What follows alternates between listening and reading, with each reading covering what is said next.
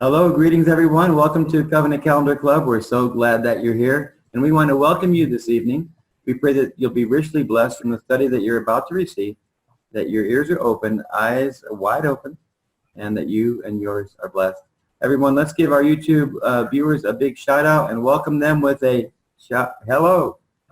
Hello. Hello, everyone. Hello. Baruch Hashem Yahuwah. Amen. So we're going to go ahead and turn the screen over to Charlene and Tim. We'll go ahead and get started. Okay, are we all ready to go? I can't see anybody, so I have to hear you. Anyway, this is... Yes. Okay, it sounds really good. We're on part number 6 for the moon, oh the moon, and we will get started because everyone, we have exactly 100 slides tonight. Some of them will go quicker than others, but let's just get through this. I think this is the study that everybody's been waiting for. And of course the question always is, or the comment, everybody wants to know about that moon, oh the moon. And I know that was a question for Tim and myself as well.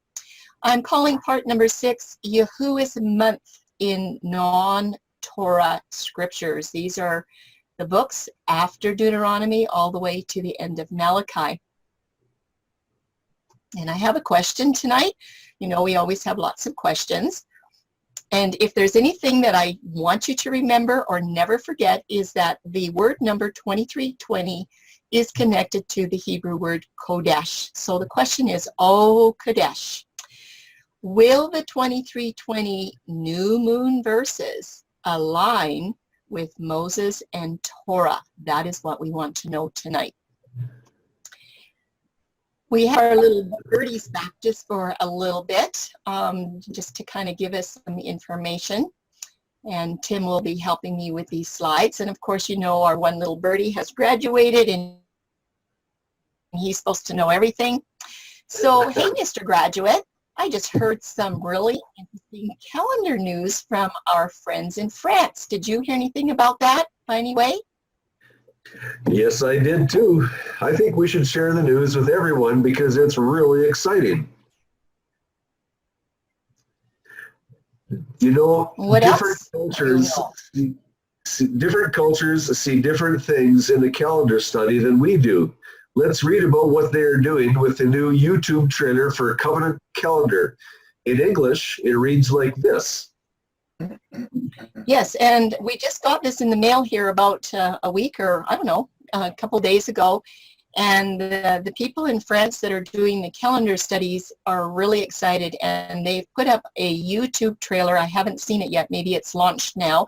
But I decided that I would put this up to let you know what they have done in French. They've translated it into English so that we can read it. And I think you might enjoy it because it's the way that they're seeing Covenant Calendar. Here's what it sounds like. Time. Most people overlook it. However, it is one of the first things Yahuwah established. All of his creation works with time, years and seasons, months and weeks and days. And it's even truer when it comes to humanity. The one who controls time controls the world. And we know when we read Isaiah 14, we can see that there. And Tim talked about that, I think, on our last lesson. It goes on to say, that's why through history, men wanted to redefine time according to their terms, being at the origin of many liturgical calendars, modifying the Sabbath and the holy convocations. That's what they did.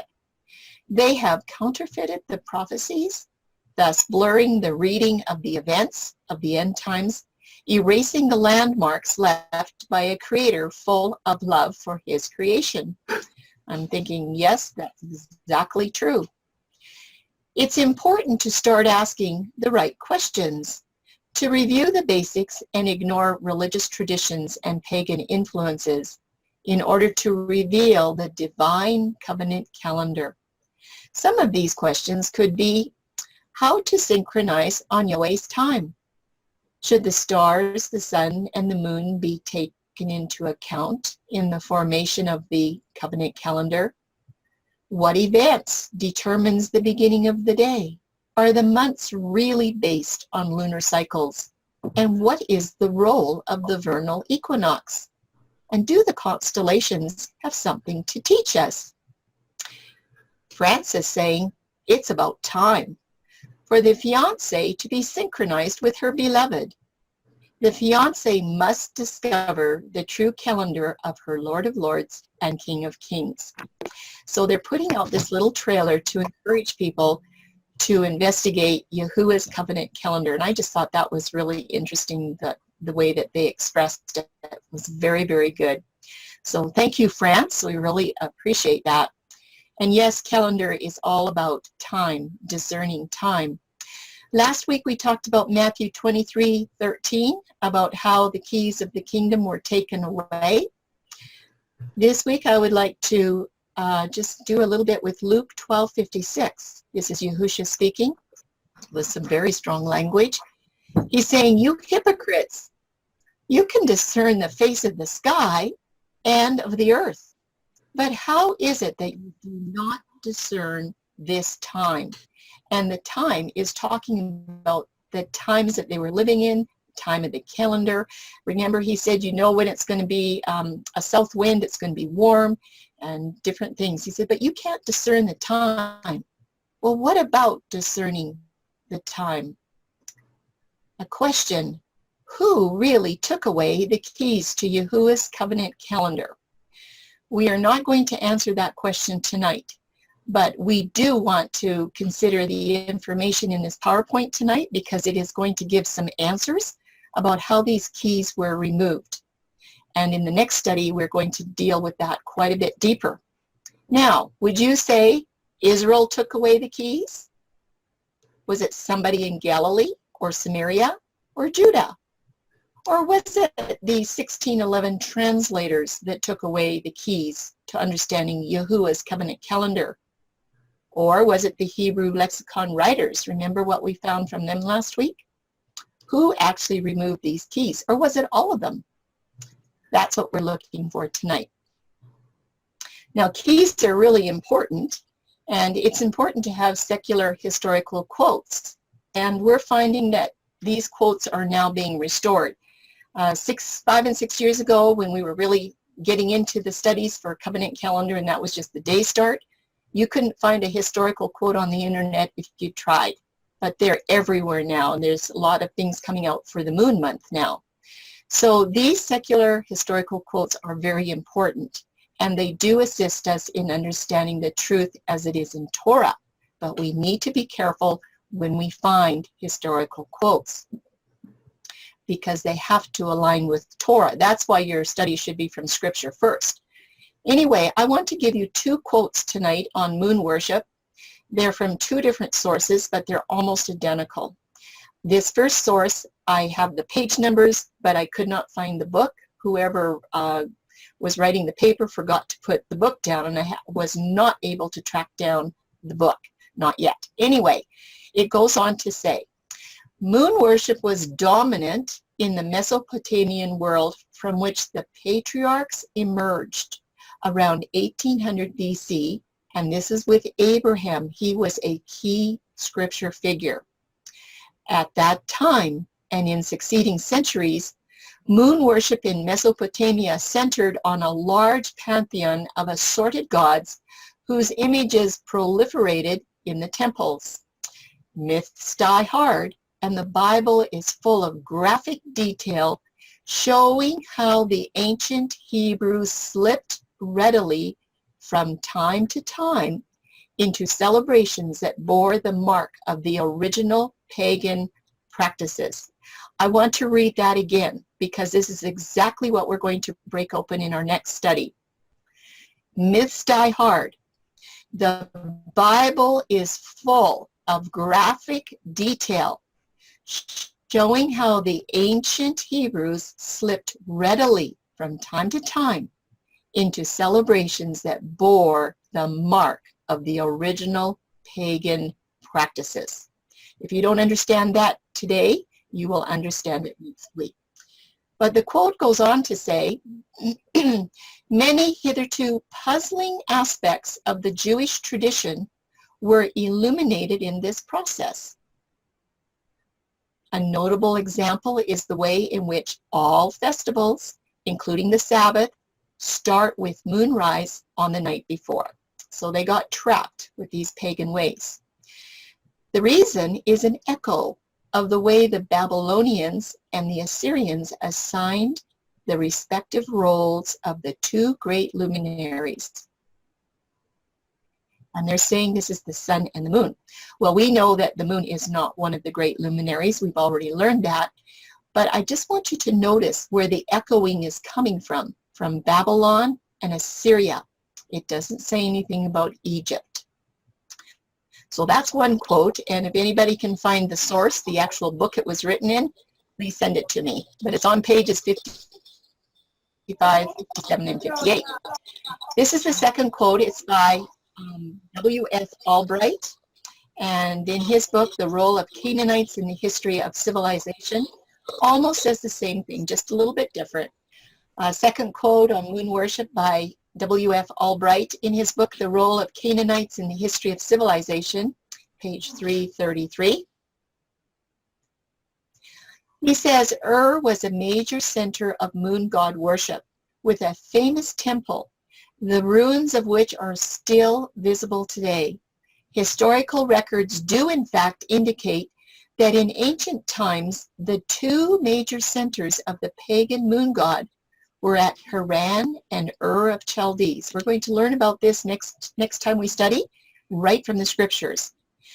Now look what he says. The family of Abraham, and I'm saying that is Terah, the father, originally worshipped the moon god in their pagan state before Elohim revealed himself to them. Now that might be a really strong statement, but we're going to find out next time, I think part number 7, how this is actually true. You'll find this in scriptures, and we're going to deal with it a lot. So moon worship did enter into the picture quite early on. Okay, we like to see those quotes, but what have we learned so far about these Hebrew word numbers 2320 and 2318? And I'm sure most of you remember that 2320 is Kodesh, and it is the noun form. And the primitive root for 2320 is 2318. It's Kadash, the verb form. So we always need a noun and a verb to work together. Just like we had for the word moon, we have Yarek and Yarak. We have the noun and the verb, and the same thing is happening here. And we did a lot of work from the Englishman's Concordance. Creation has a proper placement of definitions, and you've seen this chart before too.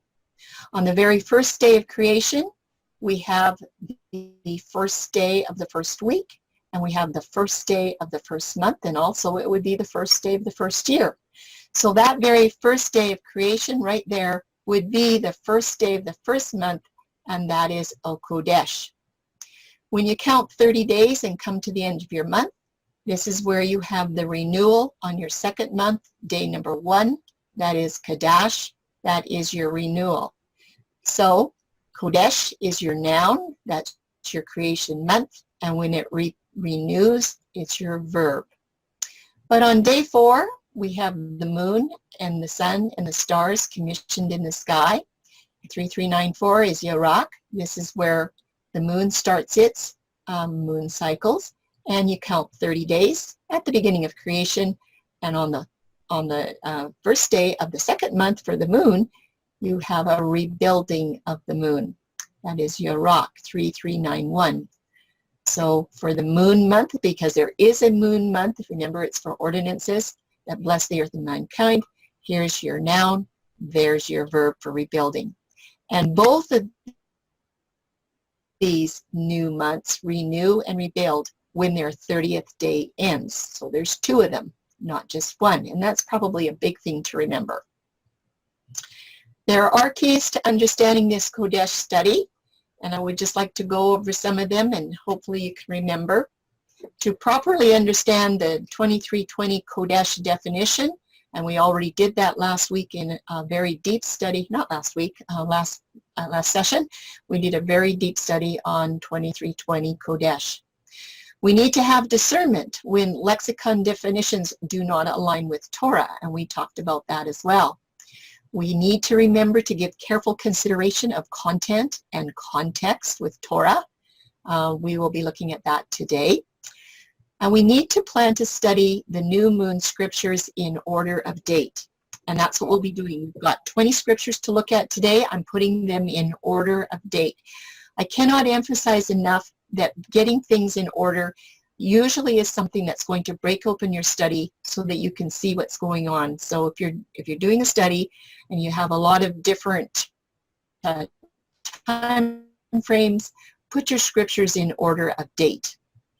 And any ancient and secular history has to align with Torah. So these are just a few keys to remember. Okay, so Vivian's going to help with this slide number 14. If she can just unmute her mic. I did. And I think everybody should remember this slide. We've had it. Okay, Vivian, I'm going to help you over here. I'm just going to let you get started and see what you can remember. Okay, just a minute. 3394. That's just a minute. That's a verb. Oh, it's a noun. I can see it. It's a noun. And it's literally the moon. And then 3391, there's two listings, Yerach.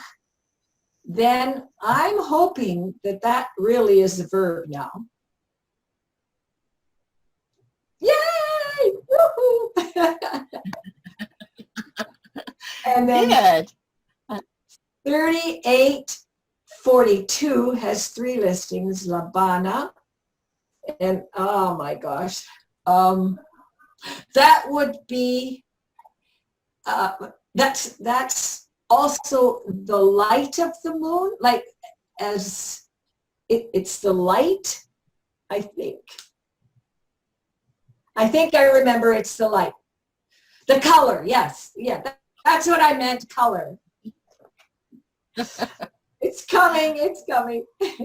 And 7720, one listings, Shaharan. Now, that one is the shining. Starts with an S. Shining. Starts with an S. Oh, simile for comparison? Ah, okay. Well, I'm doing not so well here. So now, 2320, Hodesh, that is a noun. I know that one. Yay! That's right. Now, I have a verb there because I didn't have room to put 2318. But Vivian, you did really good. And it's a little bit different when you're on the other side and having to teach, isn't it? And all, Vivian, can you tell me? Yes. Can you tell me for 3394, in the Strong's Concordance, it listed 26 listings. Do you remember how many listings were in the Englishman's Concordance? I think 269. No, that's for number 5. We're talking about 33.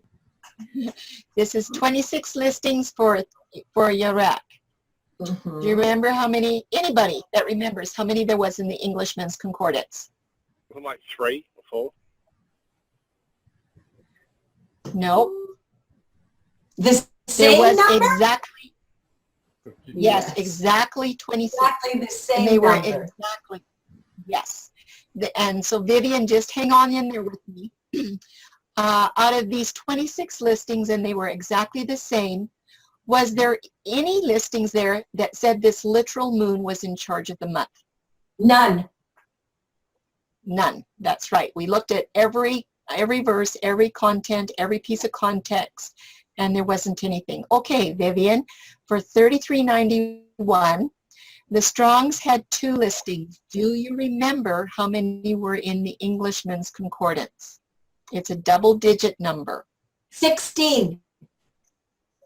That's close. It was 13. Very close. But Good, in the good. Strongs, it had 2 listings that said moon. Do you remember what the other 11 listings said? It didn't say moon. Do you remember what it said? Month. That's right. Excellent. Yeah. Okay, for number 3, Labana, there were 3 listings in the Strongs. Do you remember how many were in the Englishman's Concordance? 15. I think it was only 3. I think they were exactly the same. 3 Okay. listings, okay? But you were really enthusiastic about that. Okay, for Saharan, for the simile, there was only 1 listing in the Strongs. Do you remember how many in the Englishman's Concordance? It's a single-digit number. I think also it was 1. No, it was 3. There was 3. Okay. But the thing is, we found out when we looked at all these listings, not one of these verses had anything to say about the moon being in charge of the month, right? Right. Yes. Correct. Okay. We have 20 listings in the Strongs for moon. Does anybody remember how many in the Englishman's Concordance? 253. Yeah. Was it 263 or 265? Anyway, quite a few. Yes. But out of all those listings, only 20 of them say moon. What did the other 260 or however many there were? No, weren't there 280? I think it was. I can't even remember right now. But all the other listings had which word? Month. Month, exactly. Yes. The Englishman's Concordance had way more listings that said month. So now we are questioning why 20 of these are saying moon. Okay. Vivian, do you know the question there? Can you see the question? Are there really 2 verbs and 2 nouns for 1 moon? Well, there appears to be, but somebody must have changed something. There's Okay. not So supposed to where are the Okay. So which are the 2 verbs? be- Yeah. Now one isn't up there, but one of them is.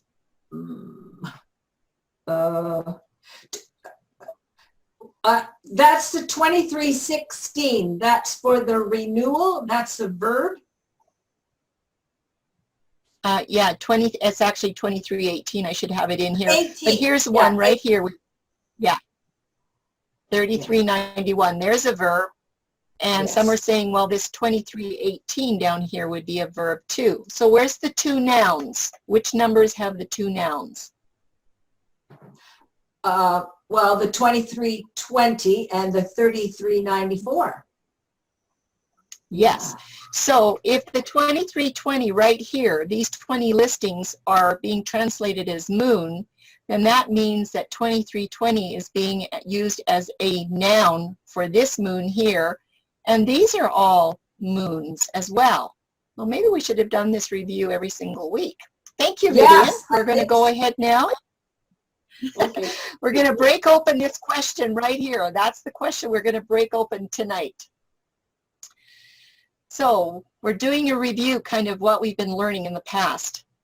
I'd like you to have this for consideration. When the word Kodesh is translated as moon instead of month, it is a gross mistranslation. And Satan has used this gross error to mislead Judaism and Christianity with regards to the truth about Yahuwah's calendar and the beginning of his festal month. Satan has led people to wrongly focus on the various phases of the moon. Some of them do the conjunction, some do crescent, some are doing full moon now. And he's just led them all over the place, you know, like a ring in their nose with this moon stuff. So everywhere that they go,